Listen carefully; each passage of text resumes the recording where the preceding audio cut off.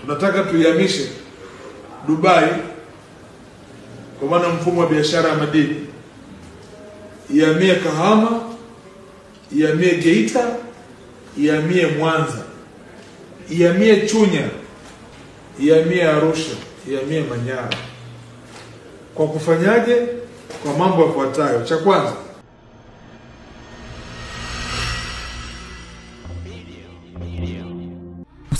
usisahau kusubscribe, kulike na kucomment. HBTV, HBTV.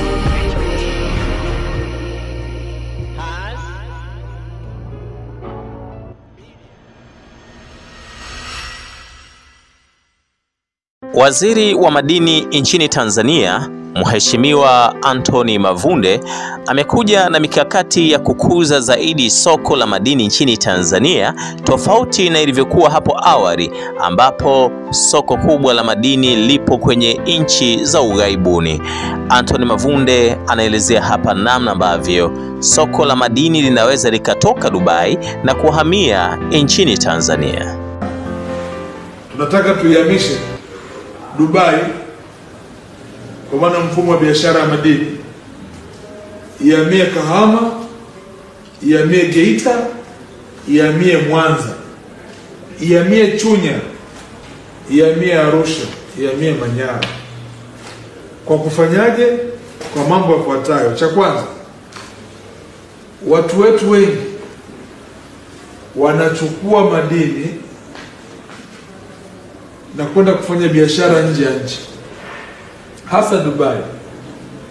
Kinachowapeleka, cha kwanza ni uhakika wa malipo. Cha pili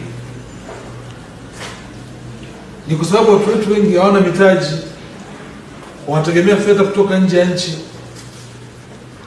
Mauzo ya bidhaa nje ya nchi kwenye makaratasi inasomeka hapa dola bilioni 3.1, lakini hayo reflected kwenye uchumi, hauioni kwenye uchumi hiyo dola bilioni 3 ikizunguka.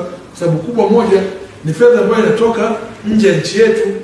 Sisi tuna kazi, wataalamu wangu, tuibakize hapa ndani. Lazima tufikiri nje ya box.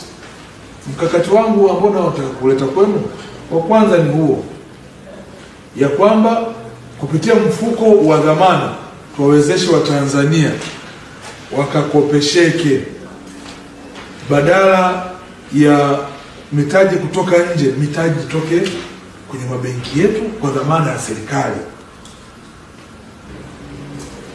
Kwa tukifanya hivi vizuri, tutajikuta biashara kubwa kwenye dhahabu itabaki kuwa Kahama, Geita, Mwanza, Mara, kanda ya ziwa yote, Chunya. Kwenye madini ya vito itakwenda kuwa Arusha, Manyara. Tunapunguza hizi.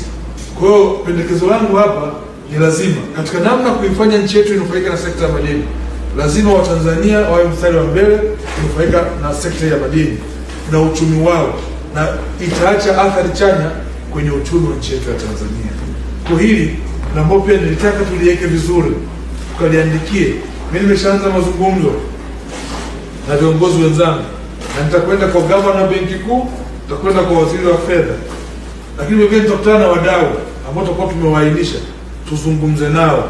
Tunatamani kuona mambo haya yanafanyikia hapa. Tumefanya marekebisho ya sheria.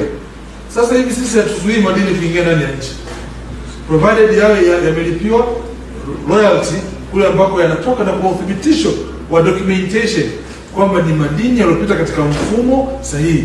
Hatuwezi kuzuia madini kuingia ndani ya nchi. Sisi tunazuia kwetu kutoka kiholela, lakini ya kuingia tunatengeneza utaratibu mzuri. Tukifanya hivi, tutaifanya Tanzania iwe ndio kitovu cha biashara ya madini ya nchi ambazo hata zinatuzunguka hapa. Kwa hiyo ni rahisi kuwavutia watu kutoka Dubai wakaja kufanya kazi Tanzania, badala ya sisi kuwafuata kule. Rasilimali ya kwetu, bila sisi tunawafuata na kwao. Hapana, this time tuje na utaratibu tofauti.